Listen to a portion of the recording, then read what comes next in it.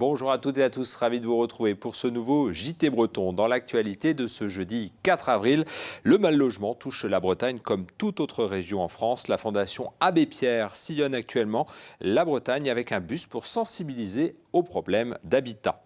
Les apprentis des classes d'intégration scolaire, les Ulysse, étaient en concours culinaire ce jeudi à Vannes.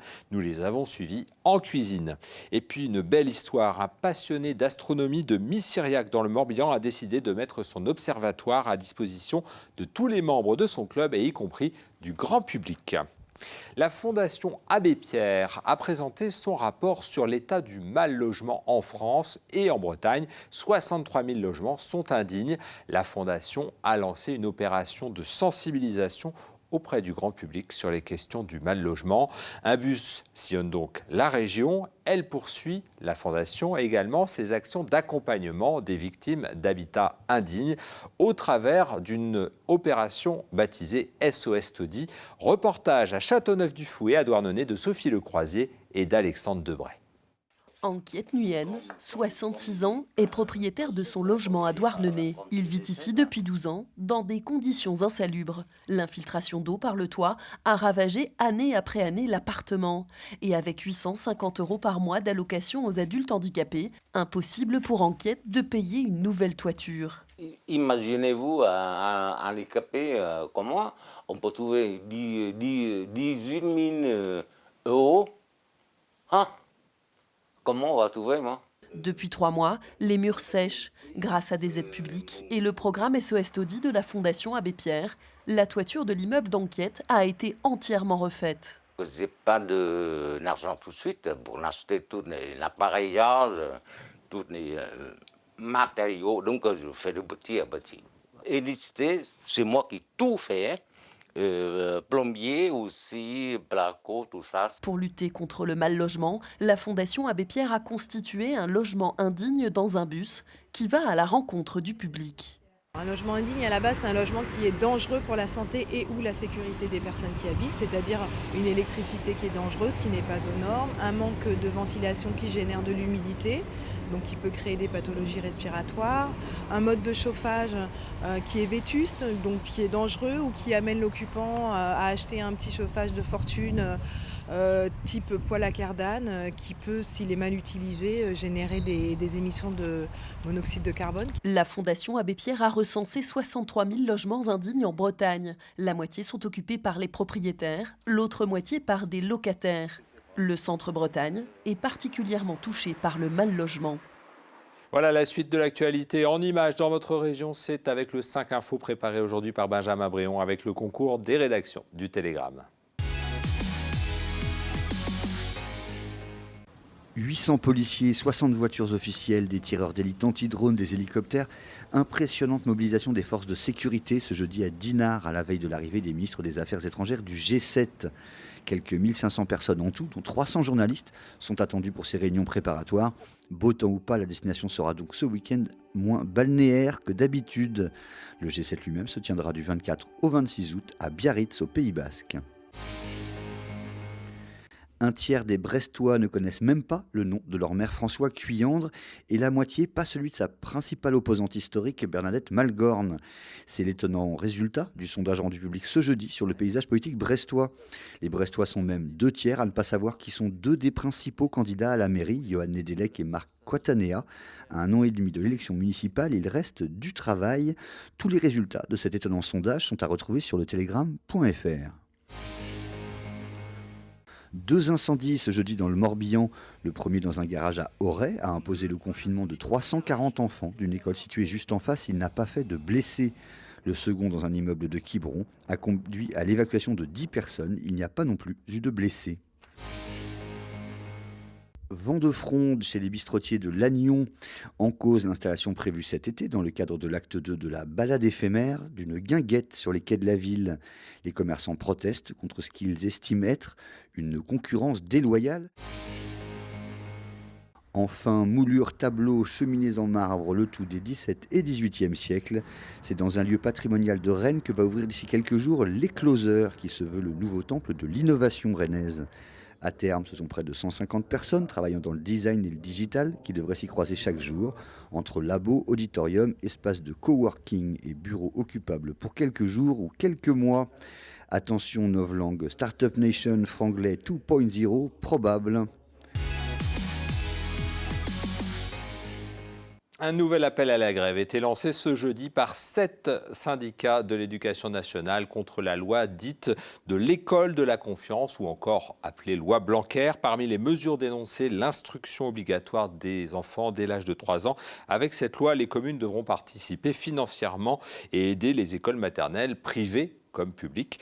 Tara Lagoutte a rencontré Viviane Godberg, la mère de Locmaria Plouzané, et pour elle, il n'aura que très peu d'impact sur la commune. Les enfants, nous les accueillons déjà dès 2 ans. Je pense qu'il y a très peu d'enfants qui ne sont pas scolarisés à Locmaria Plouzané. Je pense qu'il n'y aura pas d'incidence du tout en ce qui nous concerne. D'ailleurs, notre maison de l'enfance, à ma connaissance, n'accueille pas d'enfants qui ont plus de 3 ans. Donc il devrait y avoir, c'est à la marge. Je pense qu'effectivement, à Locmaria Plouzané, ce sera à la marge. Je me mets à la place des maires de ces grandes villes, voyant une loi de ce style arriver, qui n'est pas encore votée définitivement, on le sait, eh bien, vont devoir, dans leur budget, prévoir des finances supplémentaires. Ce jeudi, au centre de formation des apprentis de Vannes, 6 lycéens bretons de classe Ulysse, des unités localisées de l'inclusion scolaire, ont participé à un concours de cuisine. Initié par un formateur du lycée Saint-Paul de Vannes, il est accompagné par des chefs professionnels de l'Académie culinaire de France. Alors l'objectif est double, donner confiance à ces adolescents handicapés et prouver au monde de la gastronomie qu'ils ont les capacités pour faire de bons cuisiniers. Reportage de Fanny Coconnier. Respire. Vas-y. Ils sont 6 élèves bretons de classe Ulysse. Ils souffrent de lacunes scolaires, de faibles troubles autistiques ou de dyslexie. Mais aujourd'hui, ils sont immergés dans un concours de cuisine. Parmi eux, Stanislas, 17 ans, veut en faire son métier.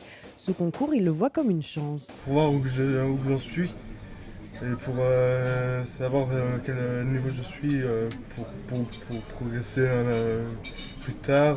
Ce concours, c'est l'idée de Laurent Druna. Toute l'année, au lycée Saint-Paul de Vannes, il travaille à l'inclusion de ses enfants dans le monde de l'entreprise. Cette journée, c'est une manière de prouver les capacités de ses élèves.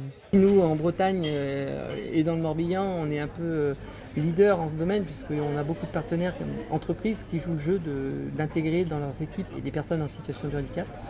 Mais bon, le message que je voulais passer aussi à nos jeunes là, qui font le concours aujourd'hui, c'est qu'ils se surpassaient aussi, mais ils aidaient les autres Ulysse en France. Autour des élèves, 19 chefs, membres du jury, des compagnons du devoir, des meilleurs ouvriers de France. L'Académie culinaire, partenaire du projet, a voulu prouver que ces jeunes ont leur place dans leur cuisine. Je pense que la cuisine française a toujours été établie sous un ordre militaire, je dirais, avec des brigades. Très souvent, on a dû oublier nos chefs et moi-même, naturellement, d'embaucher, je dirais, des jeunes chefs porteurs de handicap. Je pense que c'était une erreur. Aujourd'hui, les chefs changent énormément. On doit accepter justement de travailler avec l'ensemble des cuisiniers, des pâtissiers, qu'ils soient porteurs ou pas de handicap. À l'issue de ce concours, préparé depuis plusieurs semaines, au moins 2 élèves ont confirmé leur choix de devenir cuisiniers. Pour les autres, cela restera une belle expérience d'exigence. Permettre au plus grand nombre d'observer les planètes et les étoiles, c'est le souhait de passionnés d'astronomie à Missiriac dans le Morbihan. Avec l'aide de la mairie, les membres du club d'astronomie construisent actuellement un observatoire associatif. Il sera équipé de matériel d'une performance rare. Reportage sur place de Fanny Coconnier. Des télescopes de 400 mm comme celui-ci, il en existe un seul en Bretagne. Celui de Didier Hu est perché au sommet de sa maison. Avec ses 2 mètres de focale, il permet à ce passionné d'observer la galaxie jusqu'à Pluton. Ces équipements peuvent aussi enregistrer les sons du Soleil et de Jupiter. Malgré l'importance de l'investissement, il a décidé de partager tout ce matériel avec le club d'astronomie qu'il préside. Regarder ça tout seul tous les jours, ça deviendrait vite ennuyeux. Alors qu'il y a des si belles choses à voir dans notre ciel. Je ne vois pas pourquoi je garderais ça pour moi tout seul. Et c'est à Missiriac que tout ce matériel doit s'installer dans les semaines à venir. La municipalité a investi 10 000 € pour agrandir ce local qui devait être déconstruit. L'accueil du club d'astronomie, c'est un investissement pour la commune. Dans le milieu rural, les associations, ça représente une réelle valeur ajoutée parce qu'il faut bien qu'on amène du monde sur nos territoires. Et souvent, ça se passe par le biais d'associations. Et en plus, là, c'est quand même une nouveauté pour le secteur qui pourra servir les écoles, les centres de loisirs. Donc je pense que c'est un projet qui tient la route. Dans cet espace dégagé, épargné par la pollution lumineuse, le télescope sera relié à une caméra. L'installation permettra des projections d'images célestes au plus grand nombre. Partager cette passion, pour nous, ça va être l'une des choses les plus importantes.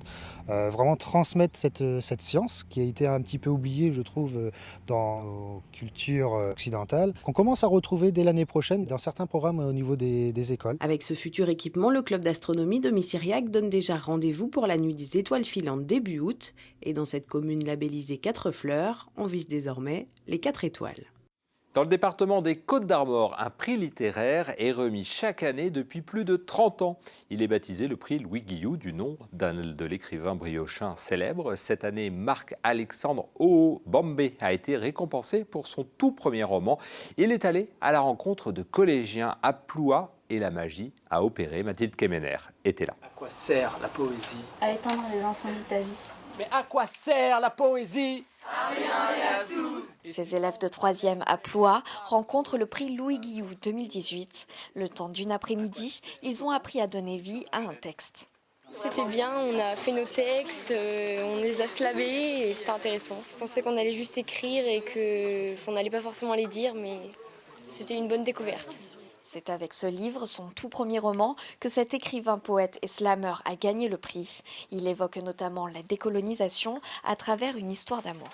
J'étais honoré de recevoir ce prix, qui est surtout une aventure avec des lecteurs qui me disent « mais ouais, ce texte-là, il y a de la délicatesse dedans, vous parlez de guerre et en même temps vous parlez tellement d'humanité et que ces valeurs auxquelles je crois profondément aient trouvé un écho chez les lectrices et les lecteurs. Ici, ça m'a énormément touché. Pour la première fois depuis sa création en 1983 par le département des Côtes-d'Armor, le prix Louis Guillou a été décerné par un jury citoyen composé d'une vingtaine de femmes.